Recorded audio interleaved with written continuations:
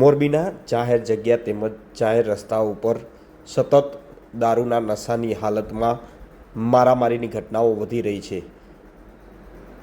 સવારે Morbi A division વિસ્તારમાં Sanada road ઉપર એક હાથમાં લાકડી તો બીજા હાથમાં દારૂની પોટલી સાથેનો વિડીયો વાયરલ થયા બાદ હવે મોરબીના બી ડિવિઝન વિસ્તારમાં આવેલ જે સર્કિટ હાઉસ છે ત્યાંના દ્રશ્યો છે। દ્રશ્યોની અંદર જોઈ શકાય છે કે જાહેર સ્થળ ઉપર જાહેર રોડ ઉપર લોકો હાથમાં ધોકા, પાઇપ, લાકડી સહિતના હથિયારો સાથે મારામારી કરી રહ્યા છે।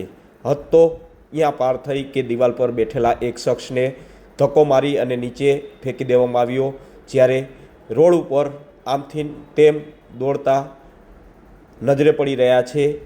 વાહનોની અવરજવર છે, છતાં પણ જાહેર સ્થળ ઉપર આ પ્રકારની મારામારી કેટલી યોગ્ય?